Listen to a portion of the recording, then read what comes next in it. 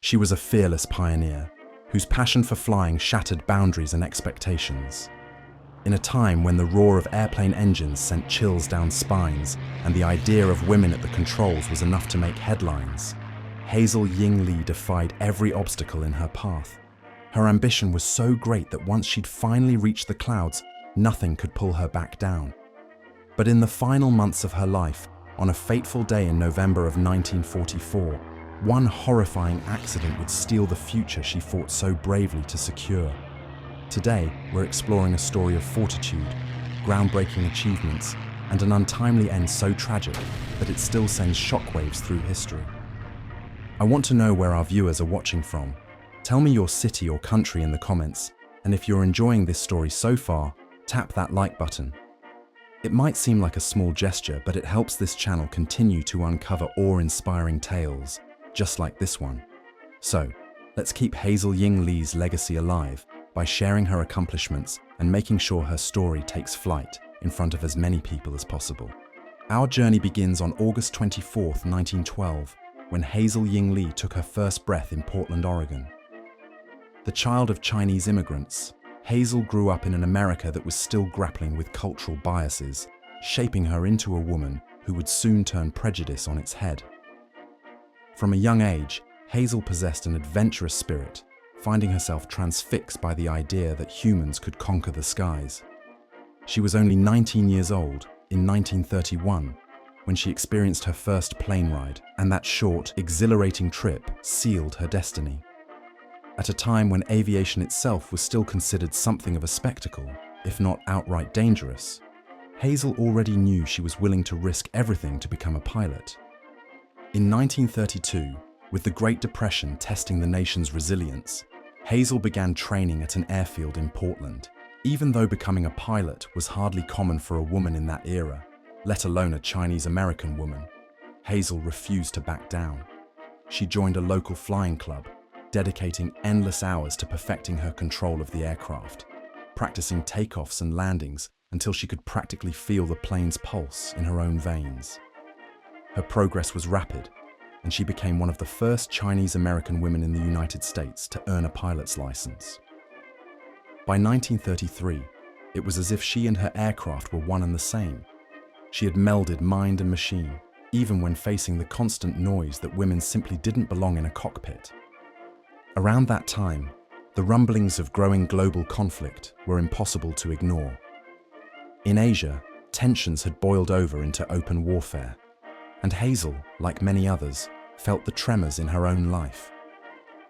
Driven by both her heritage and her newfound flight expertise, she traveled to China in 1933, hoping she could put her skills to use there. But that opportunity never materialized as she'd hoped. A female pilot, especially one with a Chinese background raised in America, was too much of an anomaly for most military forces.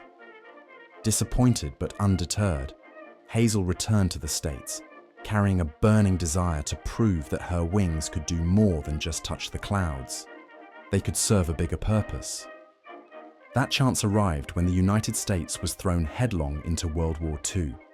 In 1942, the Women Air Force Service Pilots, known as the WASP program, was formed to allow women to serve as civilian pilots for the US Army Air Forces. It was an initiative born out of sheer necessity. Male pilots were needed for combat, so female pilots were enlisted to handle non-combat duties, such as ferrying planes from factories to military bases. It was dangerous, it was demanding, and it was perfect for someone like Hazel Ying Lee. She wasted no time applying for the WASP program, determined to step up for the country she called home. On October 1st, 1943, she officially graduated from the rigorous training and donned the wings of a WASP pilot, wearing them like a badge of unshakable courage. Immediately, Hazel was tasked with ferrying some of the most advanced fighter aircraft in the American arsenal. She handled planes like the P-63 King Cobra and the P-51 Mustang, weaving through the clouds with a confidence that earned respect from even the most skeptical male pilot. But those flights were perilous. Engine failures, sudden storms, and mechanical issues were a part of daily life. Female pilots in the WASP program weren't given the same benefits or recognition as their male counterparts, and if something went wrong, they bore full responsibility. Still, Hazel pressed on. In fact, she relished the challenges, often requesting assignments that would push her limits. By the spring of 1944, Hazel's reputation had grown, and her colleagues marveled at her skill.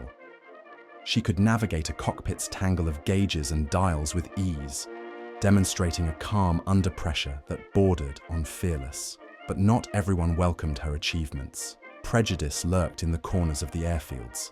Some men doubted her solely based on her heritage, while others believed no woman belonged in a fighter plane at all.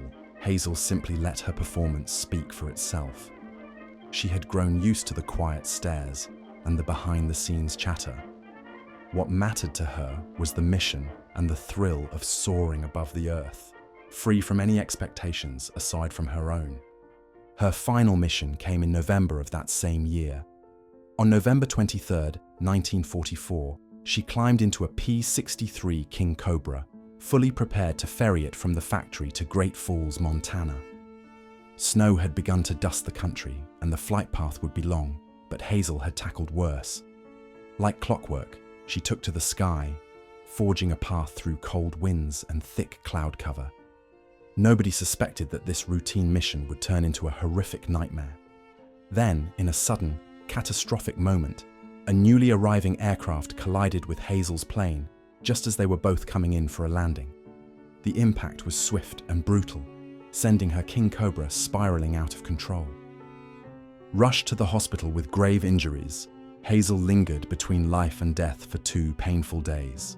As medics fought to save her, the WASP community anxiously waited, hoping for a miracle that never came. On November 25, 1944, Hazel Ying Lee passed away, the last of the WASP pilots to die in service during World War II. Her family, already grieving, then faced another battle. They had to fight for the right to bury her in a whites-only cemetery, a stark reminder of the discrimination Hazel had endured in life. Even in death, Hazel Ying Lee was forced to break barriers, and the controversy that surrounded her burial only heightened the tragedy of her loss. It's easy to wonder how different history might look if Hazel had survived. She might have continued ferrying planes or become a flight instructor, inspiring a new generation of aviators. She could have become an influential figure in aeronautics, showing the world that women of color deserve a place in every cockpit. But despite her tragic end, Hazel Ying Lee's legacy burns bright. She not only helped prove that women could handle the pressures of military aviation, but she also embodied the spirit of unrelenting perseverance. Though her life was cut short in a devastating accident, her story is one of unbreakable will, daring feats, and the surprising power of a single individual to shatter impossibilities. Let Hazel's journey remind us that sometimes the most overlooked figures in history are the ones whose stories deserve the loudest echoes. She soared higher than the world ever expected her to, and when we look back at the courageous female pilots of World War II, Hazel Ying Lee's name stands out for her bravery in the face of prejudice, her steadfast commitment to excellence, and the ultimate sacrifice she made with her life. If you've made it this far into her story, thank you for helping to keep her memory alive.